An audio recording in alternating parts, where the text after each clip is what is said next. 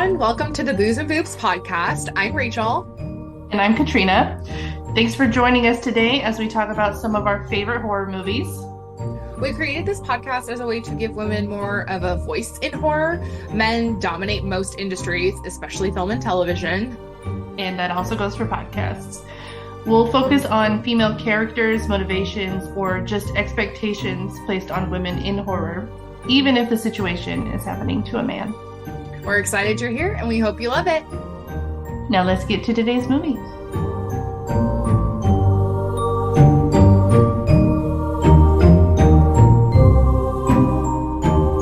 Well, here we are, back for another episode of Booze and Boobs, the final episode of 2023. And even though we took a little breaky, I'm still very proud of us for getting back into it. Technically, we did 2 in October, so that kind of cancels out 0 in November. So I think we're still kind of on track. What about January, February, March, April? It's almost 2024. Those months don't count anymore. I was gonna say technically May because I didn't finish the edit for Midsummer until like June something, but my heart was in the right place. Mm-hmm. Tomato. Let's see. Tomato, potato. Exactly. At least it's not chicken. I don't think they're gonna get what that means. They will if they listen to the whole episode. Oh, I guess it's fair. Our 2024 New Year's goals are at minimum 12 episodes for 2024. Okay, well, baseline. Here's the thing. I never agreed to that. Well, you don't have to. I own 51% of this company. I mean, actually, I think thanks to our Patreon and thank you to our patrons, I think we're even now. Yeah, technically, the people who agreed to our Patreon were your friends.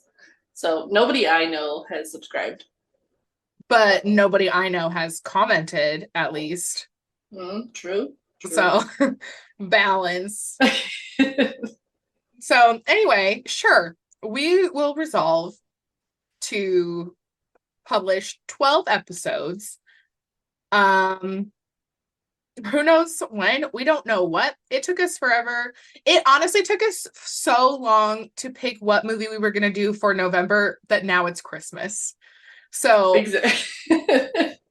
So what we're going to do for this episode, we're covering the movie that we were planning on and actually did record most of for last year. So it's not sloppy seconds. I think that we have improved our process.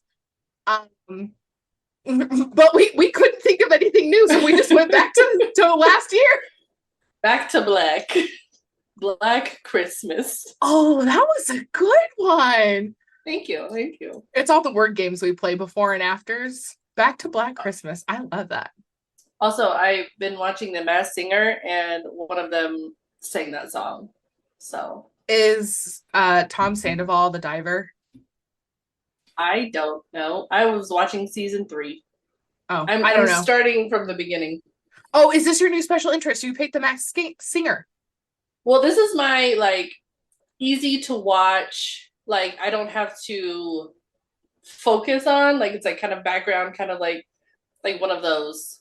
So, and it's something that Yuri will watch with me because there's a lot of things that she won't watch with me. She watched Vanderpump with me. Whatever.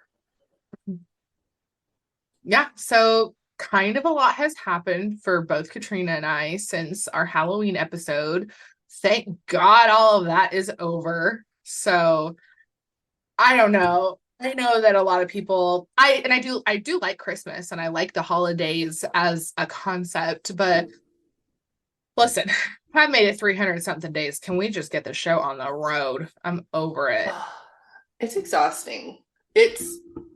I feel like if we just could do this, split it up throughout the year a little bit, because it's literally Halloween, Thanksgiving, Black Friday, Christmas, and then it's all New Year's.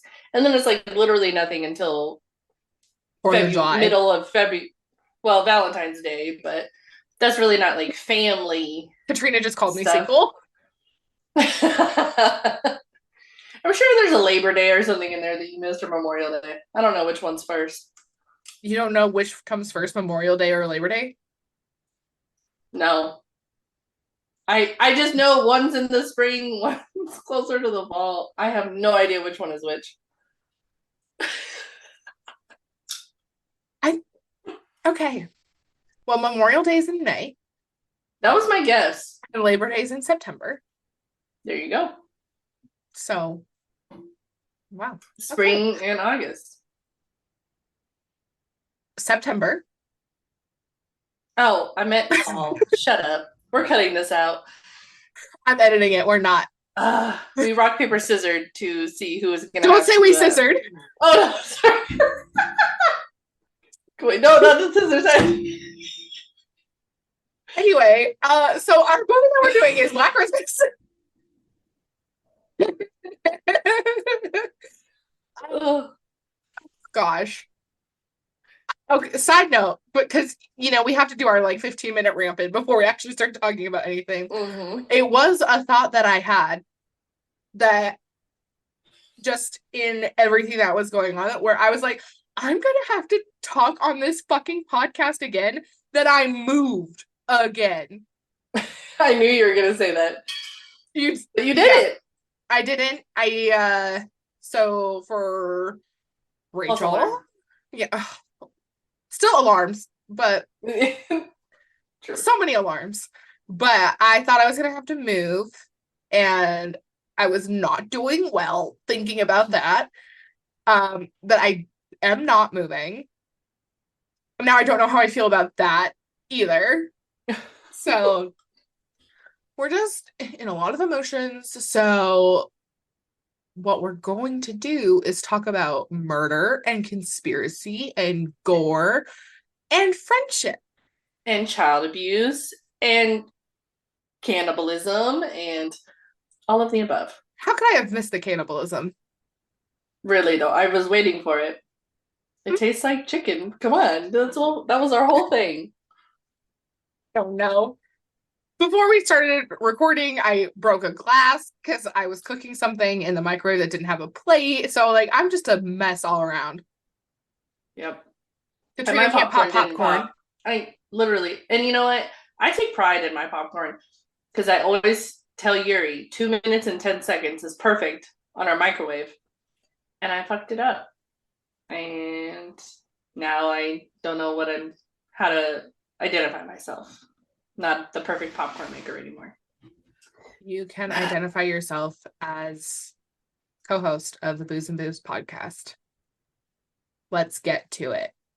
Okay. The Black Christmas can be summarized very quickly. An abused child kills his family, gets put into a sanitarium. He escapes and starts murdering the sorority girls that are now living in his old house. And his sister is also there murdering people who also escaped her sanitarium because she ended up crazy as well. The end. But not at the end. What do you mean? I think you're missing the part where his sister is also his daughter. I was summarizing. Okay. That's a very important plot point. So, abused child kills his family, gets put away, escapes to kill sorority girls that are staying in his childhood home, where his daughter sister is also escaped and killing sorority girls. And they both have the craziest jaundice I've ever seen. She's semi-normal. She's normal, but he looks like the Yellow Hulk. So like I mentioned, Katrina and we watched this movie to do it last year, and I've seen it before, of course. And we watched it so many times last year that when we decided that we were going to watch it or like record it for this year, I was just like, I've seen this movie so many times. I have to watch it again. But when I was watching it this time, aka not really paying attention because I know everything about this movie at this point, was the daughter, sister, as you said, the second killer, reminds me so much of White Chicks, but yellow. Because it Right. was, I don't know, it was just like the face, like when she's on top of the other girl in the bed, killing her. I just saw like the way it was done. I was just like, oh my God, this is White Chicks. Yeah, the only reason you know that it's Agnes is because of the hair. Yeah, that's it. And that's it. Yeah, so Billy is, I mean, spoilers. Wah, wah, wah. Uh, whatever. Billy is the killer. The Agnes is child who also grew the up. killer. Agnes is the killer who grew up. Um, the way that the way that the story is told in the movie, there's a lot of flashbacks and back and forth between the sorority house at present, the sanitarium at present, and then Billy and his family in that same house in several years past in like sequential order. Like when he's like a little kid, when he's a teenager, and then an older teenager. Yeah, I think so. I think one of them was 1992, right? Uh, Look at me saying I know everything about this movie, and I'm like, I think it was this. 1982 is when he was 12. And then 1991 Christmas is where his family. 80. So close. Hold on. 82 80. is He was 80. 12 in 82. So 91, he would have been 21.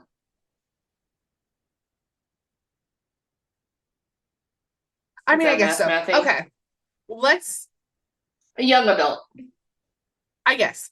So what happened was with Billy, what we see in the flashbacks is it's Christmas. Billy is at home in his room.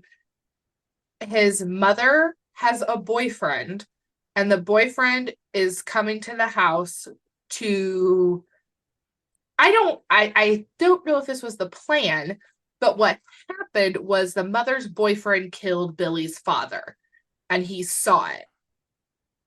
And it was pretty gruesome. And then Billy's mother and his soon to be stepfather find him seeing it. They chase him. He runs into the attic, and the mob locks him inside the attic. And presumably, that's where he stays, quote unquote, forever. Right. And then in the next, go ahead.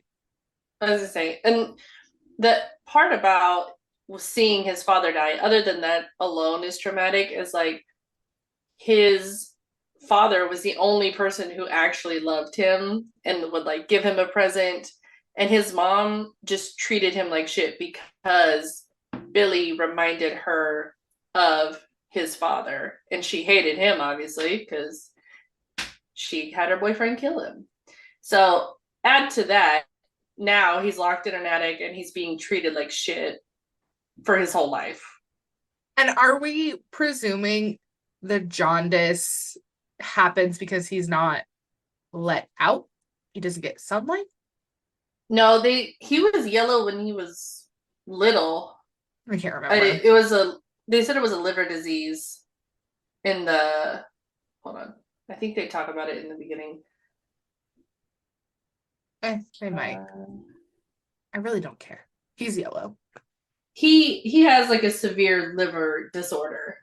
Okay. And that makes him yellow. It's a genetic thing, I'm assuming. So then we've cut to Billy being a little bit older.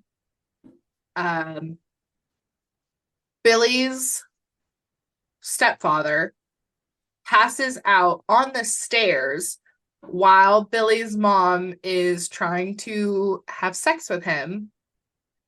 And Billy is watching it through like a little hole in the floor.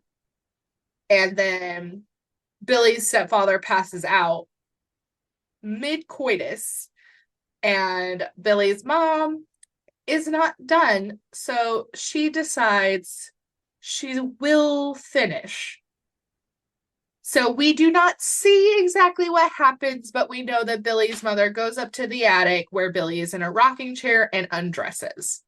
And then it says 9 months later, and there is a baby in a little bassinet at home.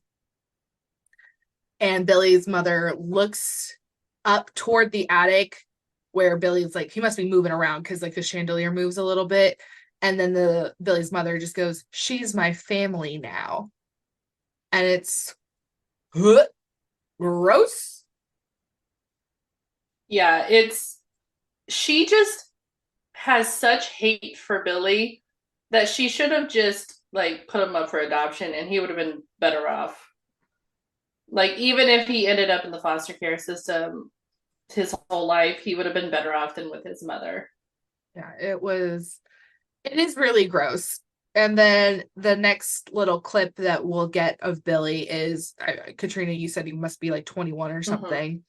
Yeah, so it gives us the like, 1991 Christmas. Billy actually gets a gift and they gave him a telescope and he's like spying on other families, which I get that he has nothing better to do, but it's also showing him like, kind of what he's missing out on. But he sees them downstairs and Agnes is opening up a baby doll that she got from her mother. Her mother loves her very much. And the mom Agnes hears like rustling upstairs and steps. And the mother's just like, oh, that's just reindeer. So we get the clue that Agnes has no idea that Billy exists. And then this just made me go, ugh. The mom asks Agnes, do you want a Christmas cookie? And then she says, you're my cookie. I could just gobble you up. And all of these are things that kind of come in later, but it's just, the mother is just, she grosses me out. Yeah, I absolutely believe context is everything, because I could take a look at my dog and be like, you're so cute, I'm gonna eat you. I'm not. Yeah. But Billy's mom, gross. Yeah, no. Like, get your smoker mouth and hands away from my face, please. Oh, true. Like, she is trash. Now, this is an aside, but relevant. The house is what becomes the sorority house. So it's huge and beautiful and must have at least 6 bedrooms, because we have 6 kind of main characters. Then, a big kitchen, living room, seating area. So like, this is a huge house, but these are like such trashy people. So I must assume that Billy's dad had done something that got them a lot of money in like the 70s, 80s, right? Yeah. I mean, affording a single person income in the 70s or 80s, you could probably afford something decent. Inflation. But yeah, my assumption is that the dad bought the house and that the mother and boyfriend just lived there. I mean, maybe the stepdad worked, but who knows? I mean, I'm sure that he did. I'm sure that the stepdad did work. And I mean, we don't know that the mom didn't ever work or do anything, but everything we see is just on Christmas basically. So whatever. Yeah. Well, and then I'm just saying, I'm a sad millennial who will never own a house. The end. And I am a sad millennial who's house poor. So has a house, but can't afford it. So on the 1991 Christmas, after the mom goes to get a cookie for Agnes and the phone starts ringing, when she answers it, she goes, Merry Christmas, with a cigarette in her mouth, of course. And she just gets mad because nobody's saying anything. And then she finally hears, she's my family now.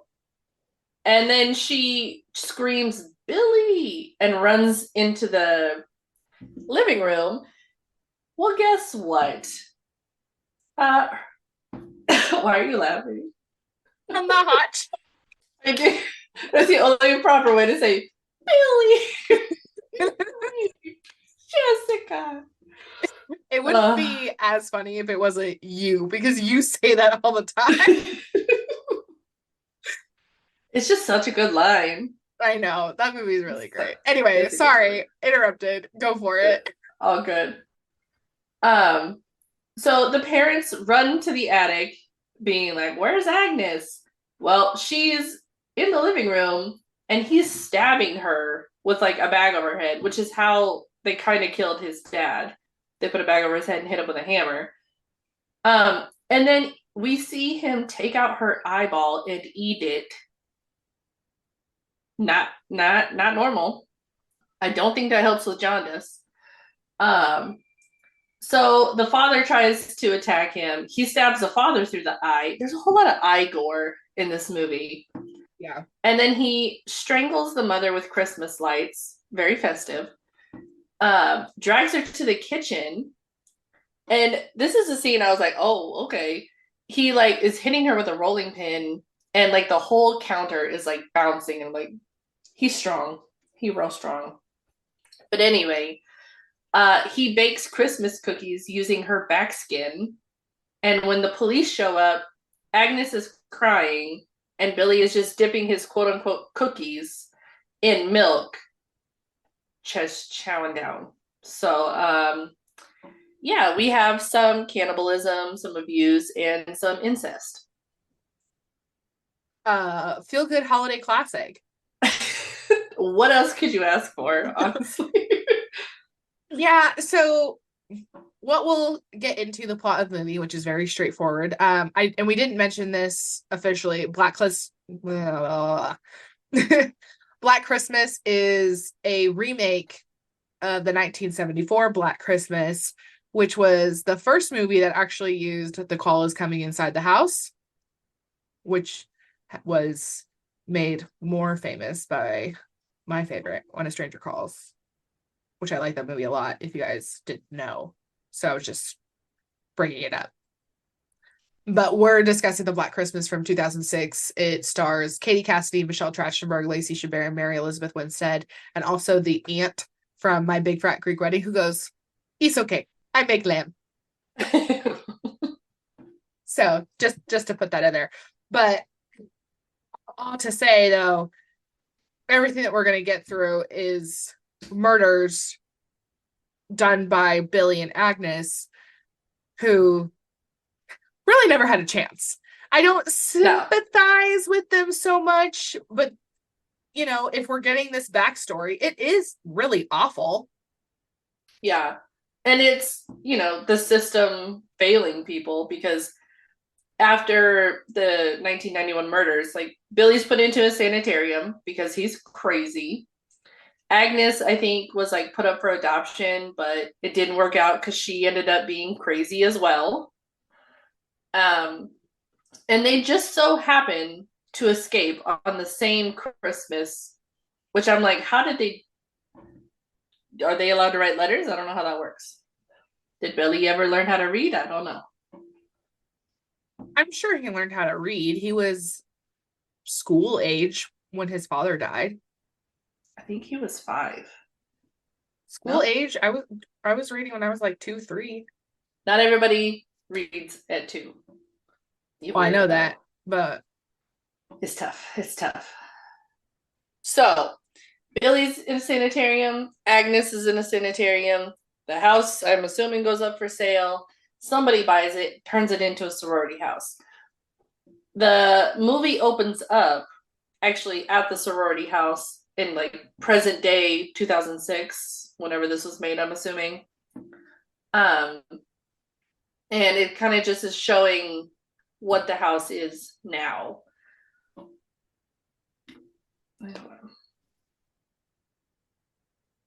I got distracted.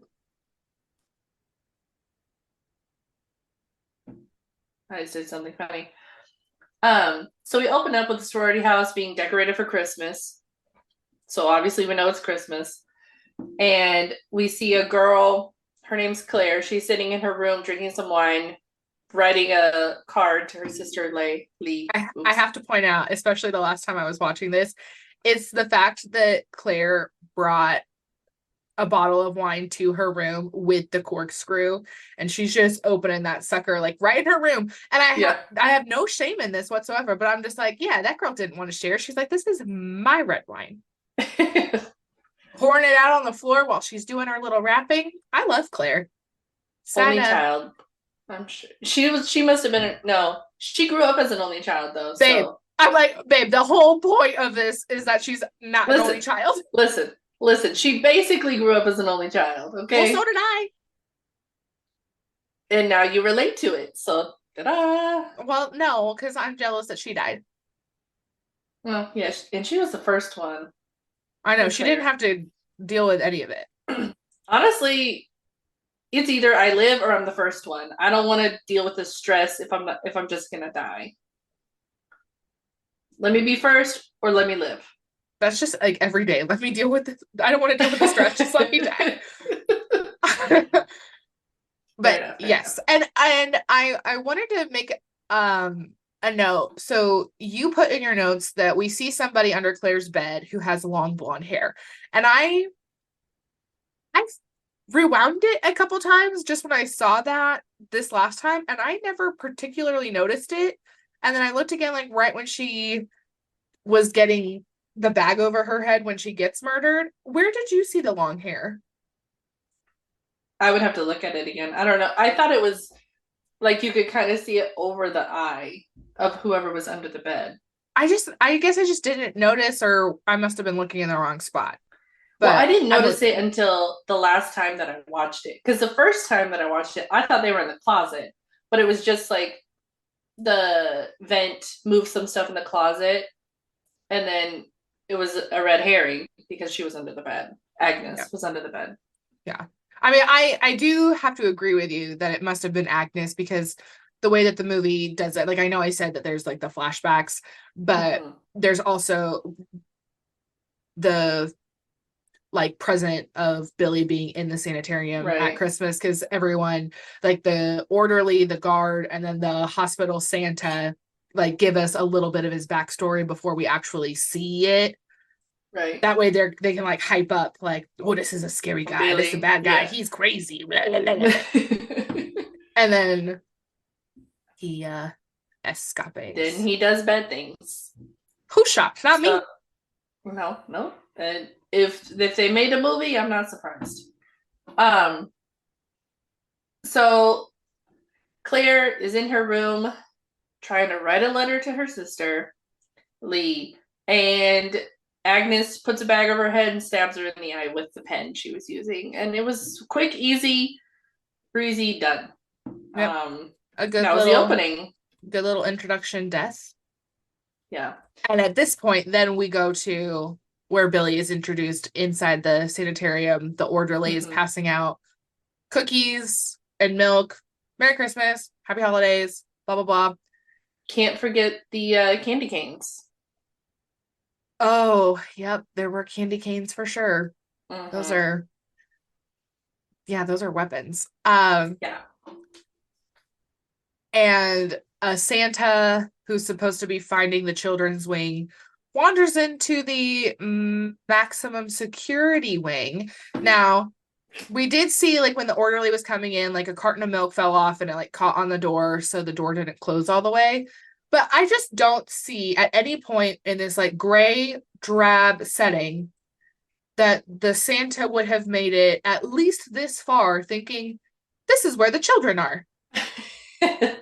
Well, and it's not very maximum security of the employees of them to be, A, making sure the door behind them doesn't shut, and B, in a minute we're going to see how they just go into a room by themselves, leaving a door open.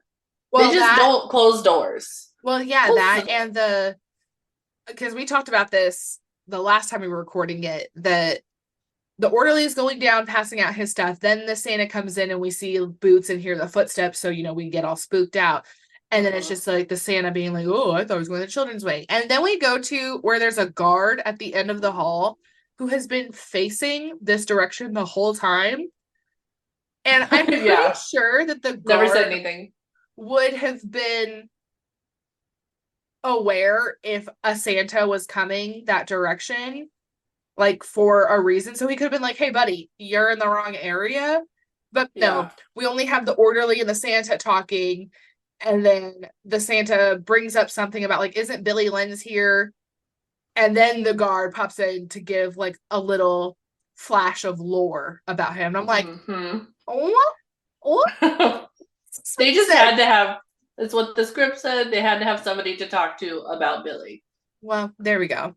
And then, Katrina, would you like to talk about what is given to Billy and what is said for Billy? Yeah, so Billy gets a special treat. So he gets candy canes and chicken. And the orderly looks at the Santa trying to be like very like spooky, be like, it tastes like chicken because it's chicken. And then he goes, it's closest to how mom used to taste. So and gross. The Santa wasn't even like faced, because I'm sure at this point everybody knows that story about Billy. Like, I don't know. It's just silly. Silly Billy. But that's kind of all we get for the sanitarium at that point, because we cut back to the sorority house and we see Kelly and Kyle, who are sitting in his car outside the house. And Kelly gets a phone call. Kelly is Katie Cassidy, Scream Queen, who was in what movie in 2006? When a Stranger Calls. It's a busy year for her. Tequila Tiffany. Oh, yeah. See, well, but this is the thing that we talked about, how Katie Cassidy is David Cassidy's daughter. And her first role in like a movie was playing Tiffany in When a Stranger Calls. And we were like, she's a Cassidy. Shouldn't she like have nepoed her way into something bigger? Just wait. You go from February to October when Black Christmas comes out. Boom, leading lady. Our final girl. So we can just say she earned it. She earned her main spot. Yeah. Especially when you've got Michelle Trachtenberg, Lacey Chabert, and Mary Elizabeth Winstead. People have been working forever, but Katie Cassidy got it. Well, now I love Katie Cassidy, and I grew up watching her and stuff, so it's totally fine with me. But I'm just pointing out. And then her boyfriend Kyle is played by Kate Hudson's brother Oliver. So we've got nepo leads all over the place. And Kyle does a great job being gross. We hate Kyle. We do, but like, we do. Rachel, stop hating the people, or stop loving the people you're supposed to hate. Okay? I can't help it. It's the mental illness, isn't it? I guess so. So anyway, we're in the car. There's Kyle and Kelly, and they're smooching. Yes. Kyle wants Kelly to stay in the car because he's not done smooching. But Kelly needs to go inside because she needs to be with her sisters. They're her family. And then Kyle, what are you doing? I'm narrating with my face and emotion. I'm emoting as your story. You're distracting. Sorry. Kyle tells Kelly that he could be her family. And true. And Kelly thinks that is just so cute. I literally watched her face go from like to like, and I'm like, girl. And then they had a smoochy smooch. And then she does go inside. The whole conversation is that she's staying because she has to work over Christmas. She doesn't have as much money as everyone else. None of that really matters because everyone's about to die and they're all going to the same school. But that's just giving us some reason of why she isn't gone away for Christmas break. Yeah. And as soon as she leaves the car, this asshole picks up the phone, starts calling somebody, and that somebody is inside the house. Little That's hoe true. bag. There is the moment so where we see Kyle, like he leans over across from the driver's seat to like the other side, and he's like looking in the house, like looking like up a little bit. You would think that he's watching Kelly. He's No, not. no, no. He's He's not. calling another girl. And the girl looks angry and throws her phone. And we will see why she's angry in a minute. But we cut to the house mother who is looking for Billy's present under the tree. They have this little tradition of every year they do Secret Santa, and every year somebody has to buy Billy a present. It's a little macabre, if you ask me, to Well, buy the dude that killed his family in that house not that long ago. well, here's the thing. Do I think that it's like weird? Yes. But if it's like if he was dead and they were doing it like the spirit of Billy or like to ward off bad juju or whatever, that's more realistic. But the fact of Mm-hmm. the matter is that Billy is alive and he's somewhere relatively close because Right. he In a breaks walking distance. walking distance or whether he even like stole a car and got there. Like he has to be Right. somewhat close.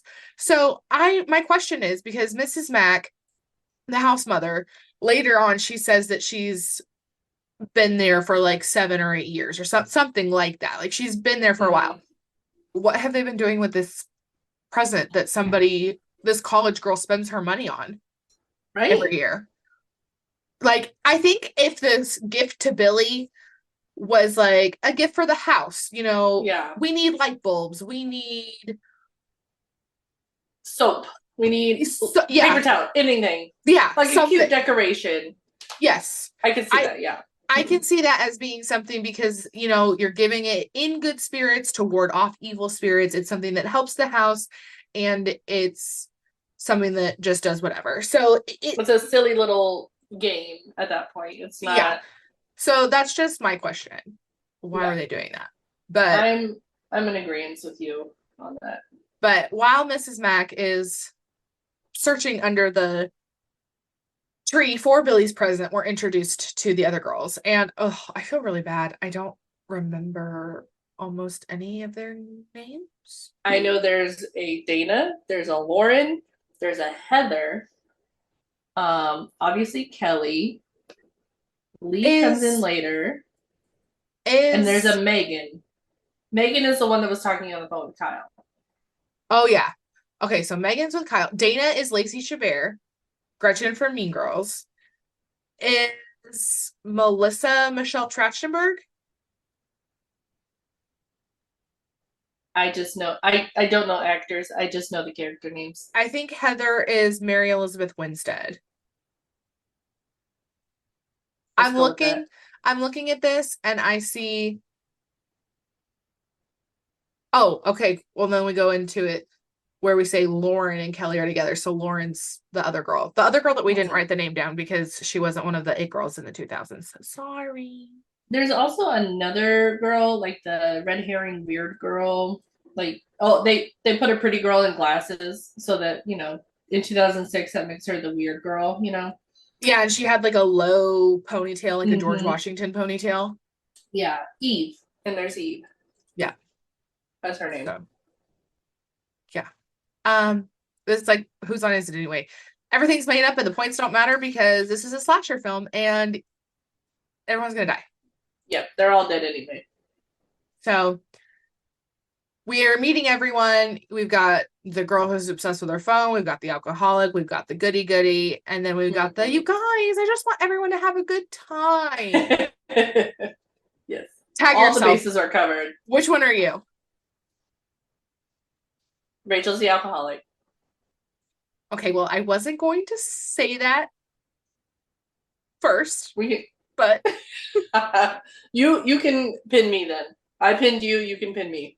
okay. To make fun of you, I would put you as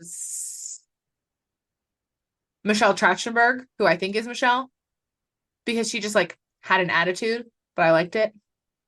That's not making fun Okay. of you. No, I thought you were gonna say I was Eve, and I was ready to be mad at you. Because I feel like sometimes I am the weird kid. But I would put myself as the girl who's like, technically all these traditions are a pagan holiday, blah blah blah blah blah. Yeah, Yep. Yeah. I can see that. So, I mean, really, that's the thing. They're all like fine. I do think they're Yeah. all actually likable because these actors are really good. And it's just people are people and they're just playing like their character just to get Mm-hmm. us through the plot. I really don't have any problems. Katrina calling me the alcoholic, but here's the thing, this girl pukes a lot and I hold that shit. I drank a whole Mm, bottle of wine at a party the other night and then I started in with my vodka and it was totally fine. I didn't even have a I guess hangover. that's fair. I can handle it. I'm also not like 20 how these girls are. That's So, fair. but And also oh not well, 20 pounds. thanks. 20 and 20 pounds. Well, no, because I'm saying all these girls are very, very like petite. Yeah. I So mean, alcohol is going there to was affect it this harder. time where Katrina helped me get inside my house when I was drunk and I threw up in the bathroom and then I crawled naked into my bed. So Listen, it so didn't even start there. It started in the parking lot because we had to walk upstairs to get to her apartment, and she broke like her foot came out of her sandal on the stairs, so she fell up the stairs, and then she fell trying to take her shoe off in the apartment. And then she goes to the bathroom to vomit. And I'm like, okay, cool. And then I just see a naked body crawling on all fours into her bedroom. And I can't, I wish I could make it up. It's so video. no, I didn't take a video.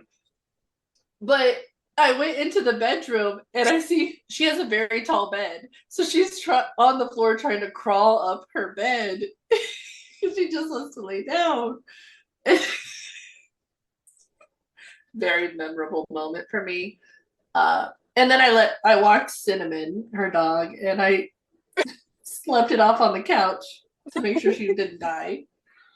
Oh god. Because So I was not sleeping in that bed with her naked. That's just weird. tag yourself. I'm Lauren. It's a good time though. But Lauren's here's a the good thing. time. We have a story. And we're Nobody still was hurt, friends. and So no one was. Yeah, nothing's breaking this. no, Break the bond. It can't happen. don't go there. That's all. Don't go there. You can't do that to me. If you read ACOTAR, you'll get that because whatever there. So, in a way, you could say that Katrina,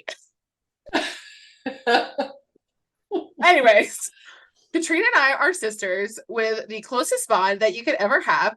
But I would also push her down the stairs if Billy Lenz was chasing us. I think I would have a better chance against Billy Lynn, so I would allow it. You wouldn't have a choice. I would forgive you. If I lived, I would forgive you. I would say the last thing that you think of before he like rips out your eyeball is it's okay, Rachel. You, in my head, I would be like, she better be so fucking far away right now. I swear to God, if she gets caught and I get my eyeball eaten, I'm gonna kill her myself. You're like, it's one of us. So that was a fun aside. Probably our most entertaining yet. Oh, I would agree. So More stories to come. But not right now. yeah, in the 12 episodes we do in 2024. Oof. So anyway, we're meeting all the girls. They're all sitting around trying to gather to get get everybody together to do their Secret Santa. And we flash over to Billy, who gives the guard a newspaper wrapped present through the little slot that he got his treats. And the guard peeks in there, and Billy's just eating his candy cane in his rocking chair. And the note that was given says, "I'll be home for Christmas." I have a really hard time not like holding back singing that song right now. I know. I just saw it in my notes that I put in guard opens present that says, "I'll be home for Christmas." Christmas. The way that Camila Cabello says it, like, yeah, quiz. Yeah, I don't like how did she even say that? Christmas, Christmas. I don't know. But it also makes me think of like Merry Chrysler. Merry Chrysler. I don't know what the Happy Christmas. Yeah. Merry Chrysler. Yeah. I don't remember her name either. I would if you hadn't asked me, but it's fine. It's okay. Anyway, Billy says, "I'll be home for Christmas." And so the guard's like, "No, the heck you aren't," and opens the cell door to check on Billy because he's an idiot. Well, he looks through the little alone. He looks through the little peephole first, didn't see Billy. Who cares? And then he closes it and then opens the door. It's like, well, did you see him come out? Right. So, who cares? Just because you can't see through this tiny little window, all the other spaces in this room. Call for backup. You have a radio. Be like, "Hey, I need to go check on this prisoner. Like, somebody come help me." Anyway, he doesn't do that. He just opens the door. B, leaves it open. C, he sees that there's like a hole in the concrete wall with pipes that no grown man would fit through. Yeah, it's not like Shawshank where it's just like open. Like he just took off like the surface layer. Yeah. And so he's like peeking at the hole in the wall, and Billy stabs him with the candy cane, which is honestly the most realistic part of this movie. Because have you ever sharpened a candy cane to like a really, really fine point? Yes. It's just like a hypodermic needle. Yeah, like I absolutely have. I'm crazy. So he stabs the guard, and he leaves. Headed home for Christmas, like he said. Billy doesn't lie. So all that happens. Well, after he gets out, Billy also kills Santa and steals his suit, puts it on, and then just throws him away in the dumpster. Like, that Santa was at least 215 pounds. He was a big guy. But and Billy just... He had the Christmas spirit. That he did. He said, "Merry Christmas" to the dumpster. Anyway, so we go back to the sorority house, trying to get everybody downstairs for presents. Kelly, our main girl, knocks on Lauren's door to tell her very nicely, "Hey, we're opening presents." And Lauren, she comes out and she goes, "I realize you're an only child, and with siblings, the weak get eaten." And this is really where the sisterhood kind of like kicks in. And she's like, "This is how you're supposed to do it." It's also funny because Billy eats people and ate his sister daughter's eyeball. So I'm just saying, it's funny. And it also not funny, haha. Funny. Yeah. Or what does Marissa say? "Oh boy. You're not oh boy crazy, you're haha crazy." And I asked her which one I am, and she went, "Well, depends on the day." So Lauren shows her how it's done, like knocks hella hard on this door. And it's like, "We're opening presents right now in 5 minutes. If you're not getting them, they're mine." Very sibling-esque. But I loved it. It was cute. Yeah. And then Kelly, as a good sport, tries it on Megan's door. And Megan's like, "Fuck Christmas." Because she's very mad. Very valid. Because when it cuts to Megan, she's watching what looks like to be a homemade porno video, and it looks like her and Kyle. So somebody recorded it and uploaded it somewhere. It probably shouldn't have been. Yeah. And I feel because this was 2006, the internet had been around for a few years, but I mean, at least definitely for me, I was 13 in 2006. Like that's when that's when I got my Facebook. I think I did have MySpace before that, but that's when it was like, you felt really connected to everywhere else. So when you look at it through that lens, and then you're in college and, you're fucking somebody, your sister's boyfriend. Right. but also Well, not be in the holiday mood. well, and I'm sure like revenge porn wasn't a huge thing that people knew about then either, because it wasn't something that was easily accessible and like not everybody was like it just wasn't a big thing then because people didn't know. So anyway, bad stuff. Not cool, guys. Not cool. Um, we hear sounds from the attic, and then it like the camera pans up there, and we see Claire, who was the first girl who died, in the rocking chair upstairs, probably the rocking chair that Billy used to sit in, with a bag still on her head. So she's dead for sure. Yeah, because Kelly and Lauren have already gone downstairs while Megan's all upset. But then Megan, well, who is very upset, she wouldn't go downstairs for presents, but she hears the Dance of the Sugar Plum Fairies, which is my dad's favorite Christmas song. And by that, I mean he fucking hates it. It's like playing on like a snow globe or something, and that's what she hears. But she's too sad for presents, but she will go investigate. Honestly, I get it because like if I am in a bad mood and there's a noise that is just getting at me, like I'll do it. I'll be like, I gotta stop this. So I understand. Um, so when Megan goes into the attic, she sees the snow globe and she's like, "Who's fucking with me?" And she sees Claire and asks her like, "What are you doing?" And then she sees what looks like we see what looks like a woman ripping out her eye and putting a bag over her head. Yeah. So that was Agnes killing Megan.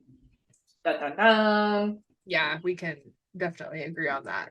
So, And during all this, Billy is on his way home. So he's making his way downtown, walking fast. Face is faces passing, he's homebound. White yeah. chicks again. Here we go. Oh my gosh. Literally. Parallel universes. Seriously. It's yeah, so Billy's on his way home. They're the girls are going over the gifts. Mrs. Mack is like, who was supposed to give Billy a gift? And then Heather, who is not Michelle, Mary Elizabeth Winstead, she's like, I didn't buy him a present. It's stupid and weird. And I'm like, girl, you're making a lot of sense to me. Yeah, I'm following the logic there. Yeah, what did she say? I don't get the appeal of buying a gift for a serial killer. And in the real world, she totally makes sense. And then there's me, and I'm like, is it cute? Is he yellow? Yeah, no. Is he Big Bird? So in this whole thing, just basically like this part right here is what leads into like one of the flashbacks of Billy's Christmas. Um, because now they're talking about how Melissa pipes in and she goes, "No, serial killers murder repeatedly for sexual thrill," which is not true. It's just someone, it doesn't have to be for sexual thrill. They just have to kill multiple people. In a Like series. in a series at different times and days. And then she goes, Billy Lenz was a spree killer. Which I mean, technically he killed two people, his mom and his dad. He attempted to kill Agnes, but did not succeed. His mom and his stepdad. Right. His mom and stepdad, sorry. That's not his father. You're not my dad. You're not my real dad. Heather is very offended of the quote unquote pagan sacrifice to ward off evil spirits on Christmas. And then Melissa is like, let me give you another definition. Like, she's like the Webster dictionary over here. But she is dropping knowledge about how, like, oh, everything about Christmas is basically started out as pagan, like the tree, the mistletoe, all this stuff. And they don't really talk about it much more. But now they've learned Billy didn't break in and kill. He lived there. Dun dun dun. And then the movie goes into show Billy's first Christmas, all that stuff. Which we have covered. We have covered, yeah. We don't need to talk about that again. No need to reiterate. But this is where we are introduced to Eve, and I'll make a note. So the flashback we've just seen is where the baby is born. So we go from seeing this little baby girl to seeing Eve, and the movie wants you to think that Eve could be Agnes. Mhm. So, like Katrina said, she's got the glasses on, and we talked about her having the ponytail, so she's like the oddball. She's walking down the stairs. The house mom goes to get her gift, and Eve is supposed to join everybody, but when Mrs. Mac turns back around, Eve is gone.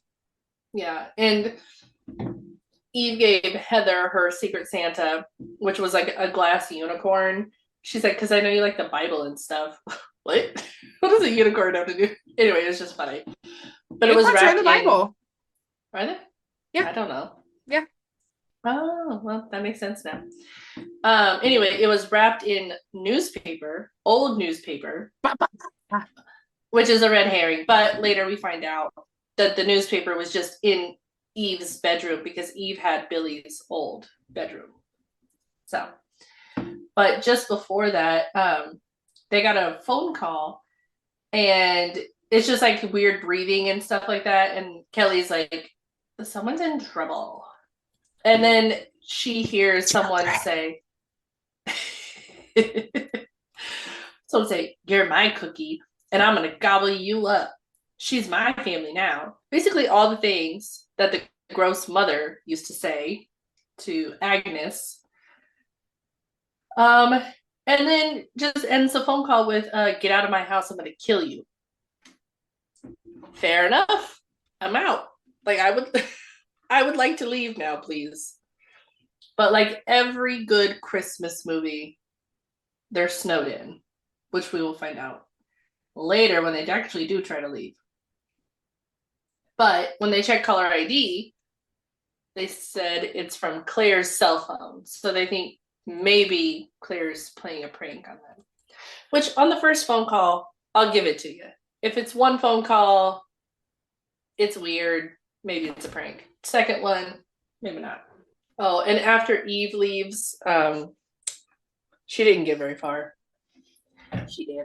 Which, that's the only death. I don't know if Billy did it or Agnes did it, because it was outside the house.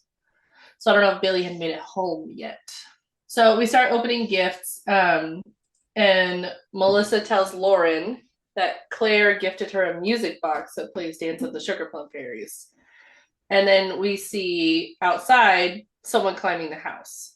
So we're like, oh, that's supposed to be Billy, right? Right. Right. Just kidding. There's a lot of things happening all at once right now. But Heather is upstairs packing her stuff, and they get another phone call to the house, and Melissa answers it this time. And the caller ID says that it's now that it says that Megan is calling. So now we have a different phone call, different ID. And now they're saying she's my family now. And she quotes, bury the hatchet in your head, which is what Dana said earlier in the movie. So somebody's been listening. Yeah, it's kind of gross. Yeah, so Melissa freaks out, tries to call campus security, but they're off for Christmas, and everything is gone to shit because it's snowing and it's Christmas weekend, whatever. Yeah. And then Kelly hears something upstairs, some kind of thumping, and everybody goes to investigate, which is pretty smart because everyone's going. They all just had this creepy call. They hear something. They're all on the move. And then who comes out of Megan's room? Kyle. Blech. It's so gross. And Kelly's like, what are you doing here? And he's like, I was trying to sneak in your room. And she's like, that's not my room. And he's like, I got the wrong one. But what had happened was Kyle was trying to talk to Megan about La Película de Porno. Say sexo. I don't know how to say it. No, I don't know porn, but I know sex is sexo. Sexo? Is it El Sexo? if you want to say the sex. Well, La Película de The Sexo. movie. Yeah. The movie of sex. The movie of sex. Who knows? The sex movie. So yeah, he's trying to cover his tracks and just gaslighting everybody. Stupids. Well, and then they started talking about how they've gotten these phone calls and they don't know what's going on. And Melissa says that the call was for Billy. And then Kyle gives us more background on Billy, where he's actually killed his family. But Kyle's all mad because I guess he's a fucking townie, which gross, because he's like, you spoiled bitches come here for a few years, but I live here. And it's like, ew, so you never like did anything? We don't know exactly how old he is. Like, I would believe he is in college or grad school or something. Or maybe he's just doing like, yeah, like he's out of, I don't think he's over 25 because then it would be gross. Like if he was like older than 25 trying to pick up 20 and 21-year-olds. I mean, normal, but gross. Yeah. So, whatever. I mean, he's Oliver Hudson, so he's a little cute. But yeah, so he explains the killing, the Billy's past, basically. And when it cuts back to the sorority house, he said, when they asked him why did he do it, Kyle says, that's how they showed their love. Eating each other? Gross. Yeah, it's pretty intense. But they hear another thump, and then Kyle goes into Megan's room again with Kelly, and then somebody has come downstairs, and they start hearing things, and everyone's scared. So the girls, minus Kelly, go downstairs to see someone milling about, and it's Kyle Richards. Isn't it Kyle Richards? Lee? Yeah. Hold on. Don't. I feel like I had to look this up last time. Lee, Black Christmas. I thought it was Larry Chabert. No, Lacey Chabert is Dana. Lacey Chabert is Dana. Oh, it's Kristen Cloak. She looks like Kyle Richards, who was the little girl in Halloween, who is now like a housewife. Well, she is a housewife. But so Kristen Cloak is Lee, who's Claire's older sister, who was supposed to receive the gift. And she's like, where's Claire? I'm here to pick her up. And everyone's like, Claire left a long time ago. And she's like, why would she do that? I drove all this way in the snow to come get my sister. Mm-hmm. And then the girls are like, well, how do we know who you really are? And then this is the thing that always got me the most. She was like, I used to go to this sorority. And she's like, I hated it when I was here, but I was here. And she's like, I can't tell you anything about my sister because I don't know her very well. And I'm like, okay, convenient. Well, like, you should know enough. You know enough that her name, her age, her school. So, like, she knew enough to show up and ask for Claire. I mean, come on. Well, yeah, and that's the thing. It's not like she didn't start talking about their parents or, you know, if they had the same mom or if it was the same dad. She's in her 30s, at least, really. Like, they're old enough to know something. But she comes in, and then Dana deflects, and she's like, I love your coat. And I'm like, she came in looking good. Yeah. So I'm down with it. But she's a little bit of a red herring, but that is quickly disproven when she's also a target of the horrors. Yeah. So while all that is happening, Kyle and Kelly are upstairs. It's really hard to say those names together. Yeah. They're upstairs. Kelly is looking around for Megan in this large but very empty room.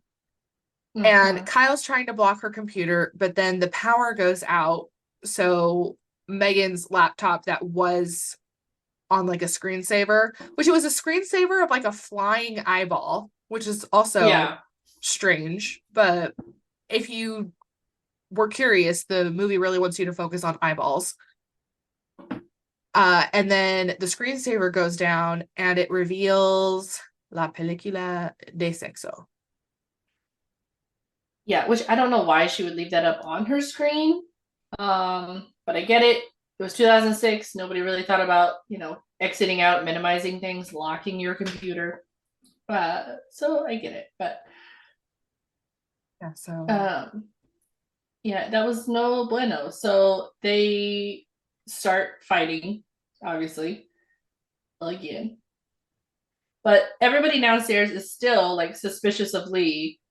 And now they have found a Christmas present that is labeled for Billy that was not there before. So now they're being like, did this weird bitch bring a present for Billy? Because what the hell? well, yeah, and then she's just like, okay, you guys open it. Because she's Yeah. not scared at all. She just wants her sister, and then she wants to get to whatever her vacation is going to be for the holidays. Yeah. So they find that it's wrapped in newspaper, which is the same newspaper as Eve's, which is from like the 1970s. And so they decide, oh, we're going to go check out Eve's bedroom. And that's when Heather finds Billy's old hidey hole and finds like the newspaper and the telescope box and all that jazz. There's a lot happening right now because all the power's out. Everybody's like splitting into twos, like it's Scooby Doo, trying to like Yeah. do a bunch of different things. Like, because Kyle and Kelly are still fighting. Heather is looking for that, but then Lauren starts vomiting all over the place. Yeah, so Melissa takes her to the bathroom. And then Lee notices, oh, other houses have power. So Lee and Dana are on a mission to try and find the breaker. So everybody's just kind of like, they did so good in the beginning sticking together, but now that the power's out, they all just divide and conquered and died. They were conquered. They were. So Dana goes outside. She knows that the main breaker is under the house. And then she says, I'm not the totally helpless daddy's girl. And she goes like under the little crawl space under the house to find the breaker. But what she finds is death. She is killed, stabbed through the back of the head, through the eyeball by Agnes. That one's for sure Agnes. Yeah. So she's out. So they know she's dead. No longer with us. What? No longer with us. Oh, yeah. I thought you were saying something in Spanish. No. Sorry. But during all of this, is it that Melissa helps Lauren get into the bathroom so she can take a shower. And we see when Lauren is going into the shower, some tile on the floor is moving, and then we just see an eyeball. Again. Lots of eyes. Eyeballs. The eyes have it. Her face.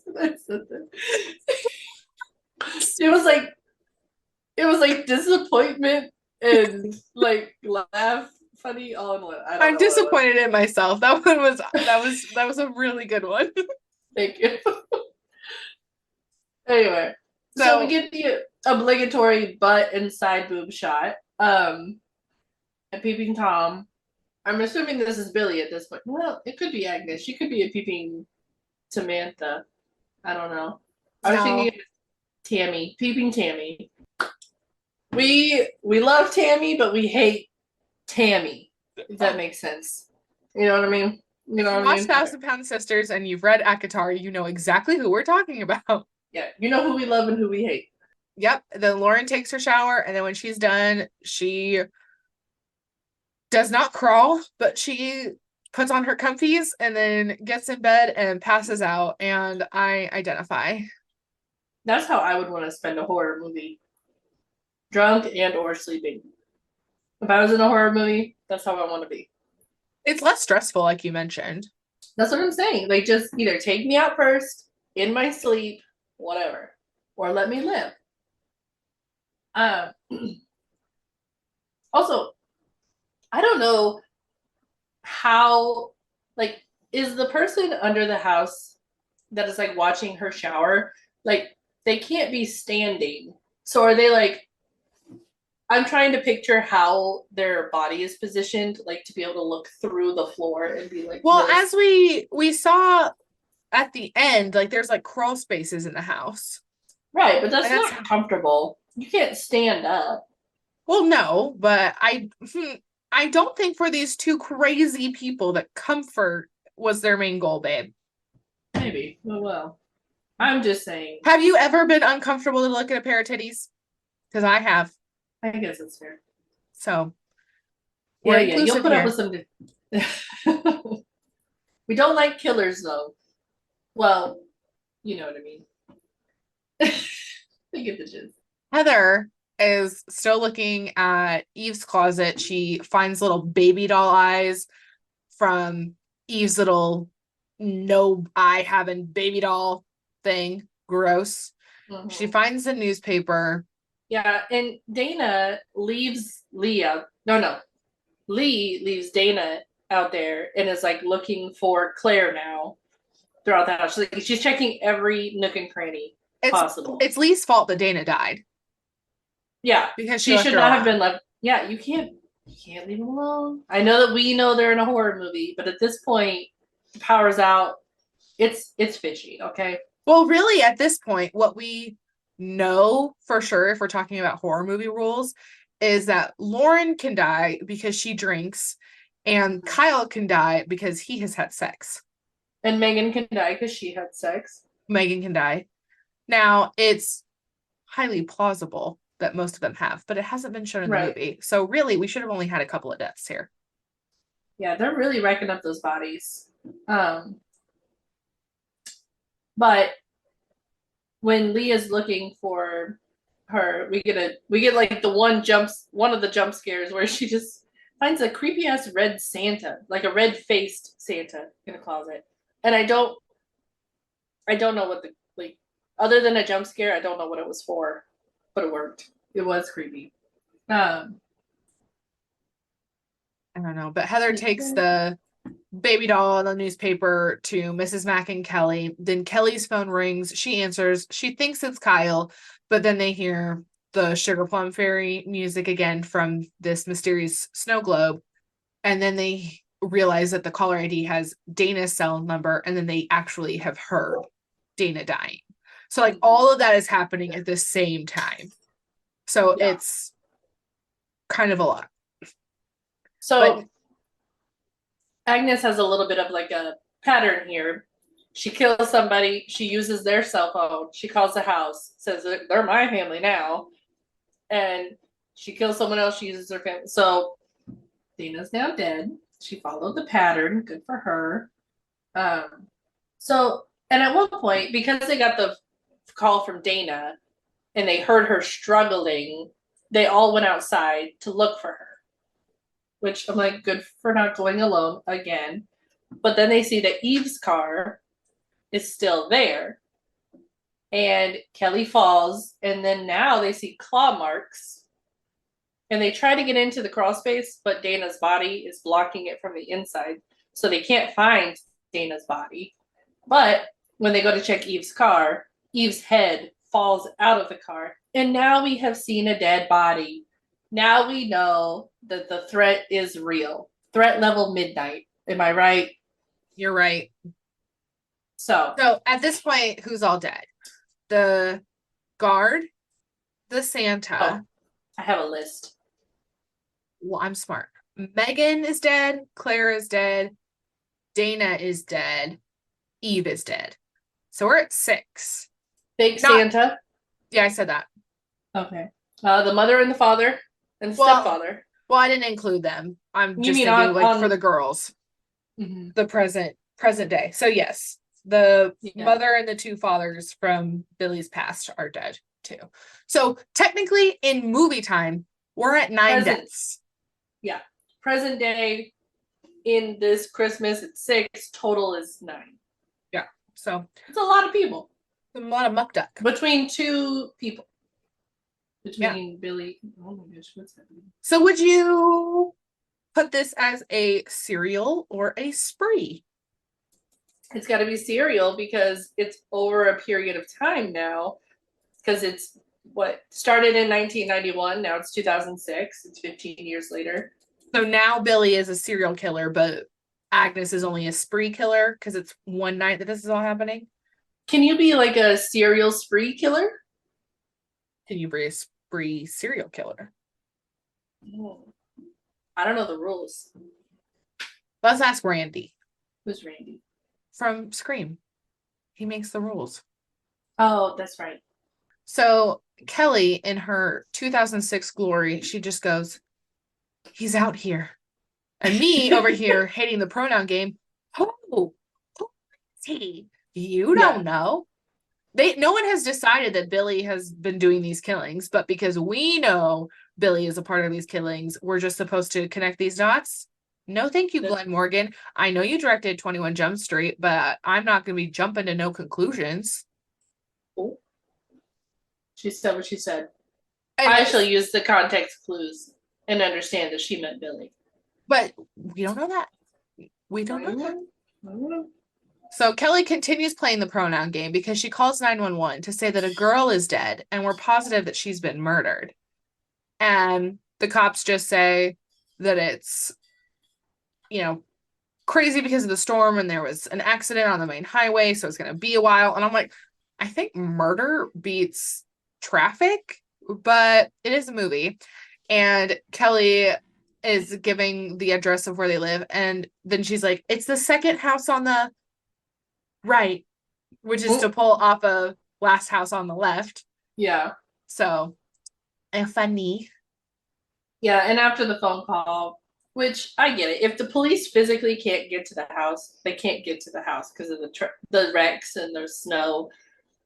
But I feel if there is a killer in your house, everybody just camps out in the same room and we don't split up Scooby-Doo style.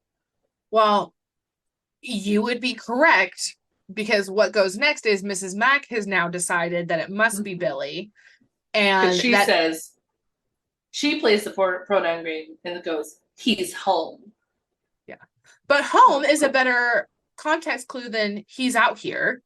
Yeah. So that's true. Whose home could it be? Billy's. So anyway, Lee doesn't want to leave because she knows in her nuggets that Claire is still there because she hasn't seen Claire, so Claire must be alive.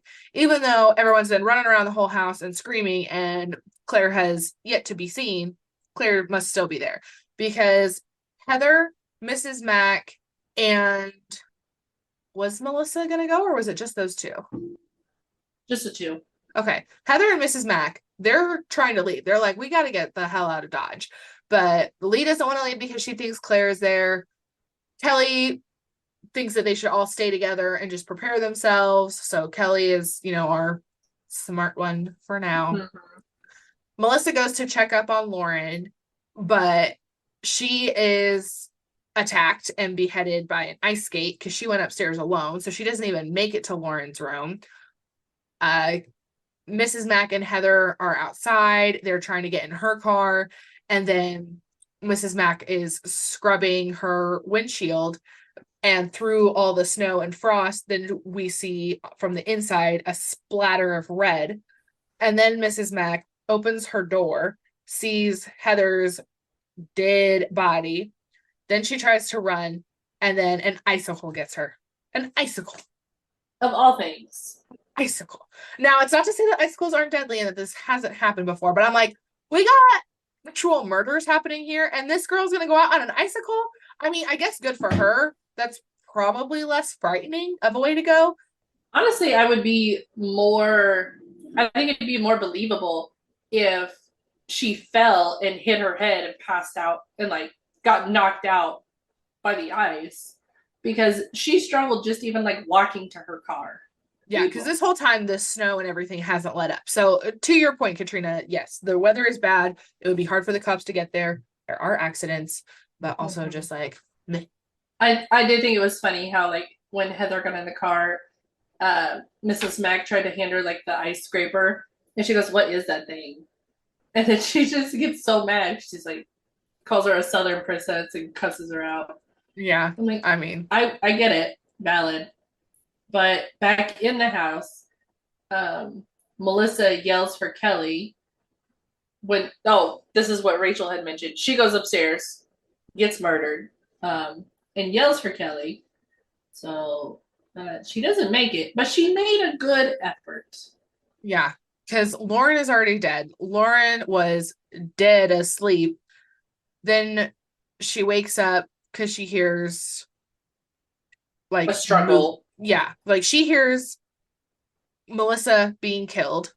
And then there's like something in her bed, and she's got like the woozies from being drunk and waking up. And then she like looks around, and then she doesn't see anything. And then she grabs the unicorn, the glass unicorn, which is a callback from the first movie. That was something that was used there. And then Agnes white chicks Lauren and jumps on her, takes the glass unicorn and shoves it through her eye. So Lauren is dead. Melissa's dead. Melissa has called out for Kelly and Lee. So the only people left at this point are Kelly, Lee, and Kyle. No. Oh, yeah, Kyle's still there. Because he's stupid. Kyle is in Megan's room. And he has been like this whole time. So like all the murders and everything, like he just like was mysteriously not there. Yeah, that's weird. Which, when Kelly and Lee come upstairs and Kyle emerges, that's when they're like, "It's you! You're the killer!" And he's like, "I'm not the killer." But whatever. Yeah, and I just thought it was funny. So I think it was Lee who texts, "Where are you?" And you get like the good old T9, like U is 3 or 2, 7. 7 twice, and then question mark is this, yeah. Gotta love that. I think we talked about that in When a Stranger Calls too, talking about the T9. Oh yeah, we did. Do you remember in like when we were kids, people would speak in Pig Latin and that was like their trick? No, I don't remember that. Oh, well, there were some girls in my school who used to talk in Pig Latin and that was their trick. So I was going to say my trick is that I could speak in T9. Like I could be like 777, 88, blah, blah, blah. Yeah, I think I could do that.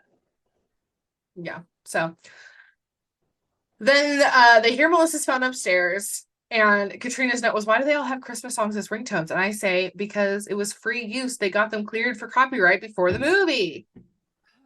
Also, we did used to change our ringtones based on like our feels and stuff like that. But then there's me who's had my phone on silent for the past 10 years. So I do have 2 ringtones. My mom is I Want to Dance with Somebody, and then everyone else is Taylor Swift's Haunted. But the only time I ever actually hear those is if my phone is plugged into my car and then it just plays. But then it pisses me off because I've usually had like music or a podcast on and then somebody calling is interrupting what I'm listening to. It's annoying. I just use the default, whatever it is. I don't care. Well, I've had that for years. Well, I'm just saying, like even when people used to like turn up the radio and record like the radio for I definitely did that. I did it, but I never was signed. Like it was too much work, and also I broke phones too often.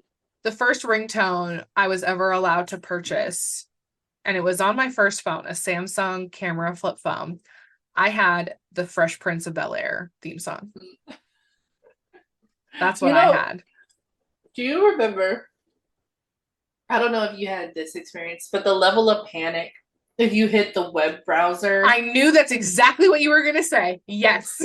Oh, like my dad's going to be so mad at me. You're like, oh, no. Oh, God. And then you're just like, like that was adrenaline. That was true adrenaline. I just cost my family $10,000 by accidentally hitting the internet button. Yeah, it never loaded. So I was like, oh my God, thank God. But there was true panic.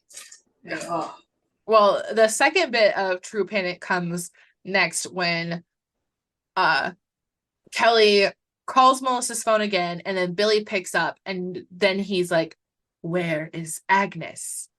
And at this point, no one really like knows exactly who Agnes is.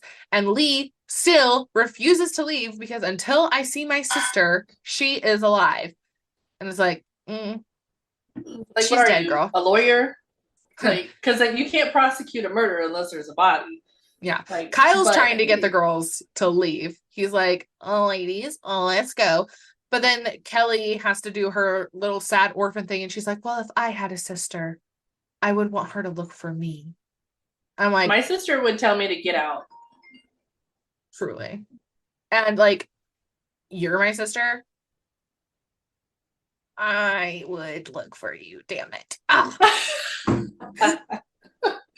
You just were like, well, we just ruined our own logic. I love you too much. Like, I need to see her body dead.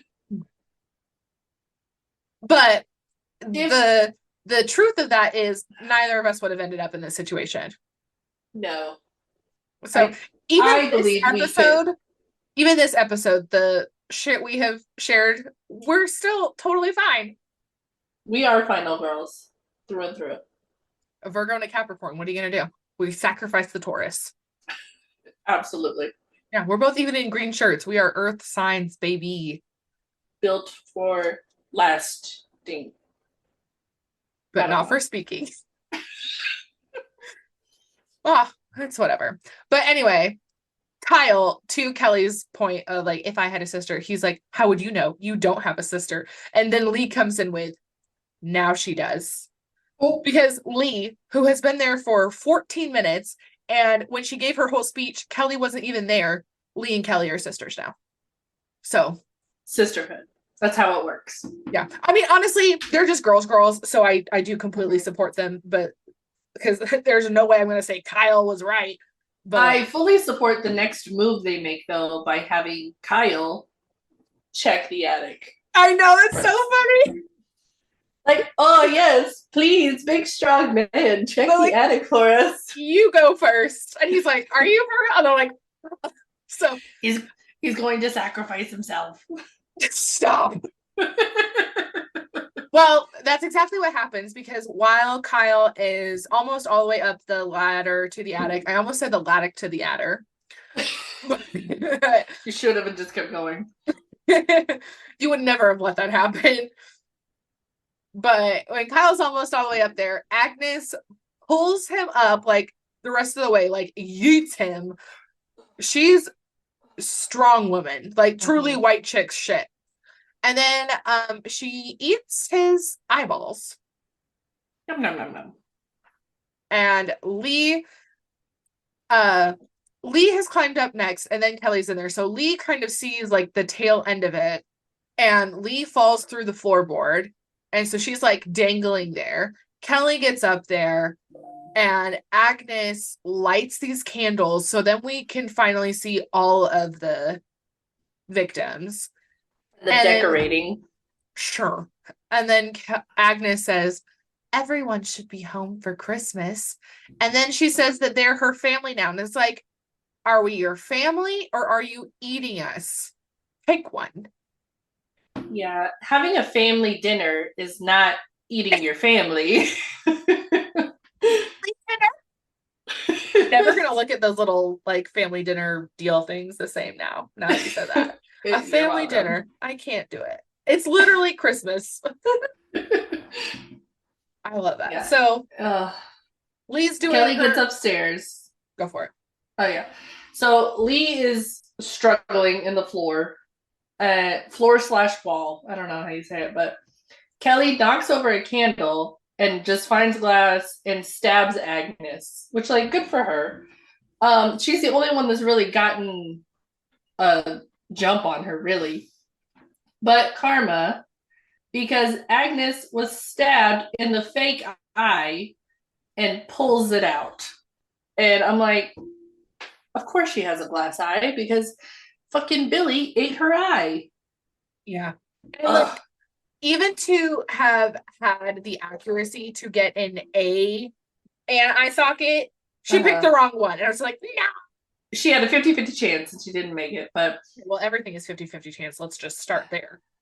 Yeah. So Kelly says they're not your family. I'm not your family.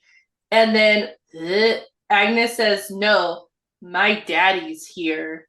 Cue Yellow Hulk Billy climbing the wall, the inside of the walls to come up. I'm tired of men in walls. Okay, get out of Oh, the walls. I think we were going to release this right after The Boy too. That would have been Yeah. our series. Gross. Hashtag men in walls. Stop it. Hashtag Brahms is hotter than Billy For sure. a million times. Oh my God, I am so fucked up. You're just now realizing that. It's just coming all to me. It's So, okay. But Kelly calls for Lee to help her, and then, which I kudos to Lee. Oh wait, no. Lee gets out of the wall, and then Kelly falls down the wall with Agnes. yeah. And then So that's yeah. Agnes is trying to pull on Kelly, but there's lights tangled on a little baby carriage and it knocks over a little Christmas tree. And then as the lights are pulling the Christmas tree, it catches on fire. So then like the fire is coming, like Billy's climbing down one way while Agnes has Kelly the other way. Lee gets into the laundry room and bangs through the drywall, pulls Kelly through right before the flaming Christmas tree knocks both Agnes and Billy down, and then they run out. But and the house is on fire. And Lee has grabbed her coat because this is very important. It's cold outside. It's very cold outside. So it's valid. So they get to the hospital and they're being treated, or Kelly is being treated for her injuries. And Lee is sitting by her side. We also see the ME who's in like the morgue telling his wife that, oh, he's going to be late because he's got more work, and she's mad. But I'm like, bro, there's been a killing spree. He's busy. There's been a serial killing. Yeah, a serial spree killing twice by two people. Wait, if it's a group, like two people doing it together, is it a... They're still serial killers. I mean, yeah, true. Anyway, so the ME hears the body bag unzipping, goes to inspect, because who does that? I guess somebody who deals with dead bodies on a daily basis. But Billy pops out, kills the ME, and then Billy lets Agnes out because, of course, she's also still alive. And I just want to know, who declared them dead? Who said these two are dead? They're done for. Done. Well, yeah, because they came out and they're not like super injured. They're not scarred or burnt. So how did they get from the house? How did the cops who couldn't get to the house when there was a murder somehow that same evening fish Billy and Agnes out of the burning house? Right, with firefighters to put the fire out. And then got them to the same hospital. Found them in the crawl space? Exactly. Like, I don't get it. But maybe they crawled somewhere else, but the logic's not logicking in my head. I don't know. But they're there. Lee is talking to Kelly about having a sister and being upset that she didn't get to know Claire. And then she's like, well, I couldn't open this in front of my sister. Opens Claire's present. And she's like, so, like, I'm going to open it in front of you. Kelly has nothing to do with this present, but they're sisters now. So we just let it happen. Right. And it's a cute little watch, and it's engraved on the back that says family forever. So we assume that Claire and Lee would have had a really good Christmas together and formed a solid relationship. It's unfortunate that never happened. But the nurse comes in to get Kelly for more x-rays and takes her out. Then Lee hears someone in the ceiling. She thinks she sees Kelly somehow. I'm not exactly sure how that happened. Yeah, I don't know, but I don't know why she would think it's Kelly. Well, I think she tried to like check the door, and then maybe she saw somebody blonde outside. Well, she sees the blonde in the bed, but I guess we just don't know the time. So like I understand that she sees a blonde in the bed, but I don't know why she thinks it's Kelly.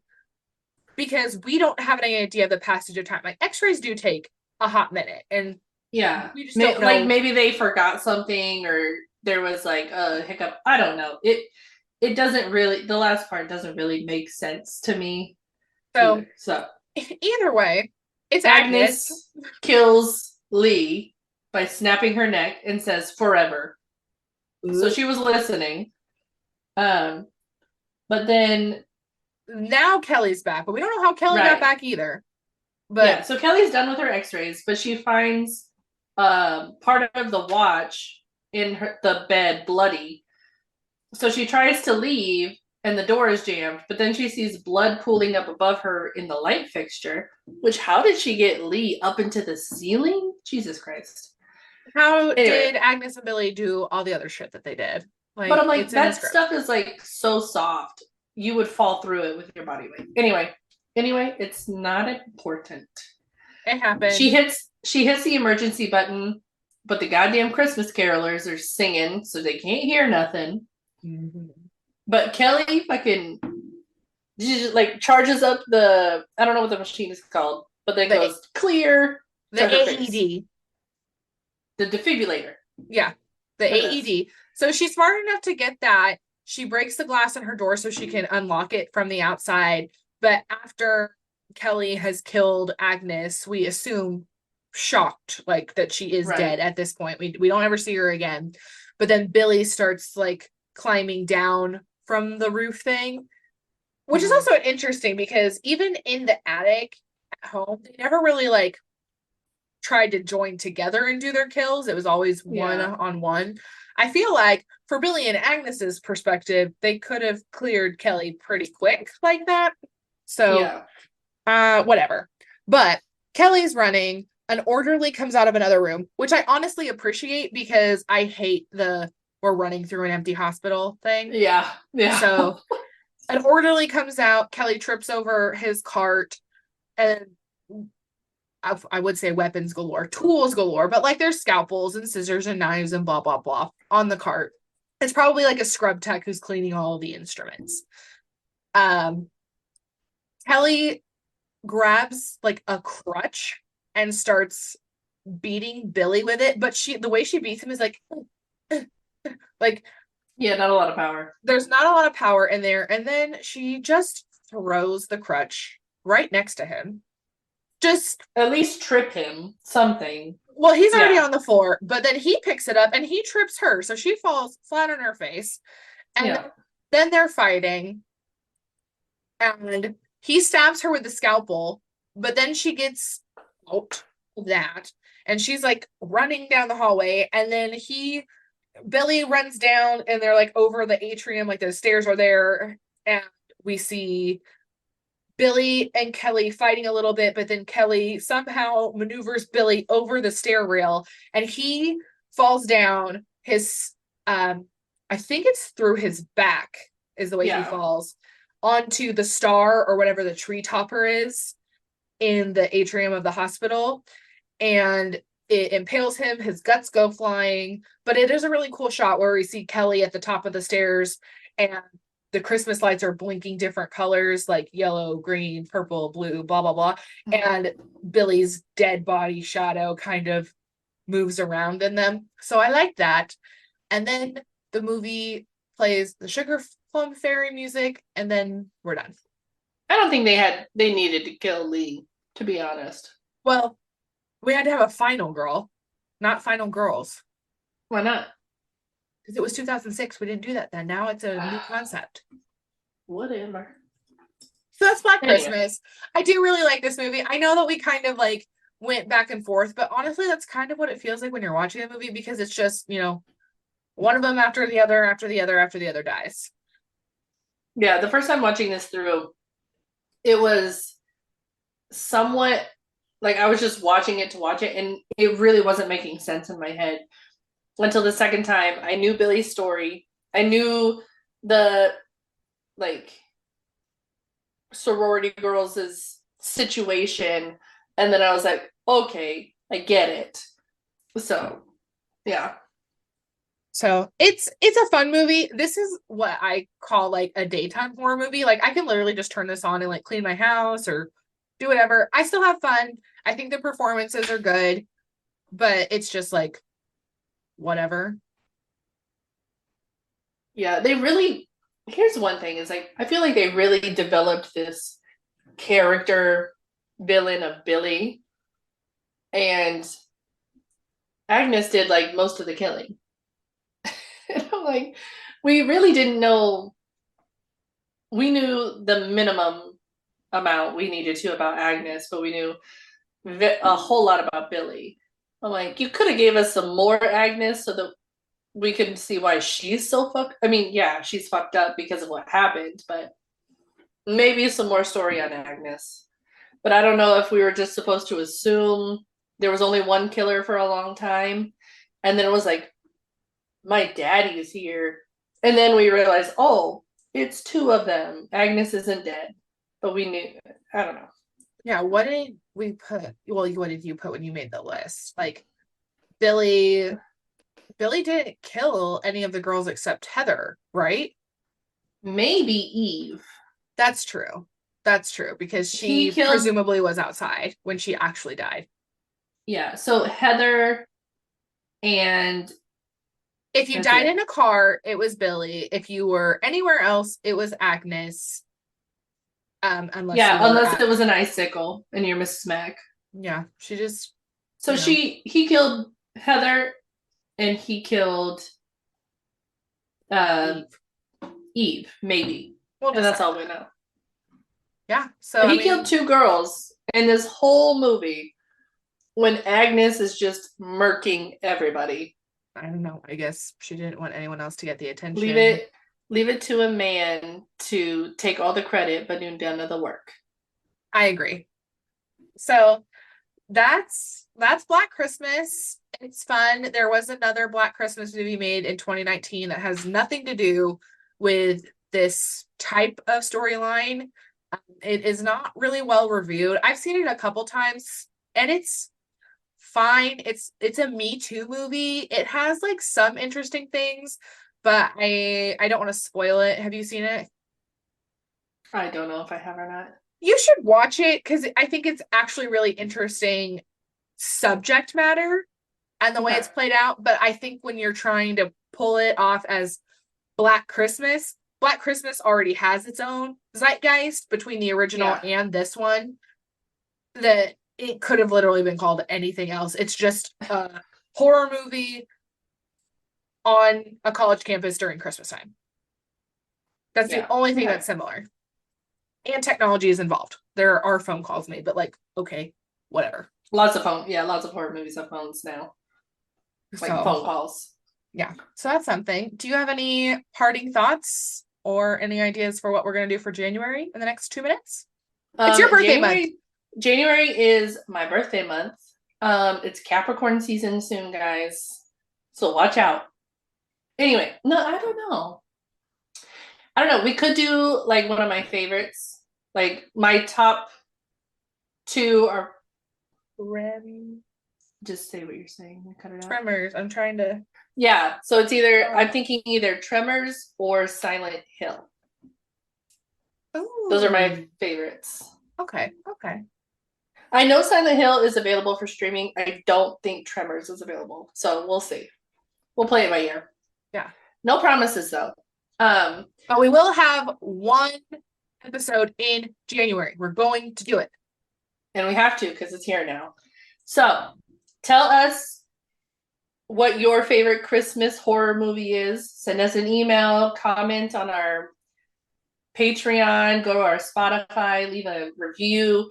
Just talk to us, please. We miss you. Yeah. And we're here for you. We got a comment on the last one we did, I think for Friday the 13th, and it wasn't anyone that we knew. And we were just like, are we famous? And then Spotify Wrapped told us that we had like a top listener. And I was like, who? Like we were somebody's It top wasn't podcast? even me. Booze and Boobs was my third top podcast. Traitor.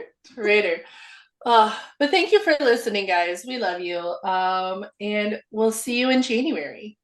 I'll see you next year. Shut up. Thank you guys for listening. We hope that you enjoyed our episode and we look forward to hearing from you. Find us on Twitter or Instagram to request a movie or even just to discuss your thoughts at Booze and Boobs, or send us an email, boozeandboobs@gmail.com. Yeah, and we're working on turning this into a thing. So if you can please follow us on Patreon, our account there is Booze and Boobs also. And what are some of the benefits to joining our Patreon? Oh, Katrina, I am so glad that you asked. As a patron, you will get early release episodes, bloopers, mini episodes where we showcase scenes from the movies that we're talking about, or just conversations that we're having that we had to cut from our recording. All that and more. And they're fun tiers. You can be an A cup, a C cup, or you can join the Triple D plus group like us. We truly appreciate your support, and we look forward to growing our following to create more content for listeners like you. So we'll see you next time, or else. Yeah, let's end it with a threat.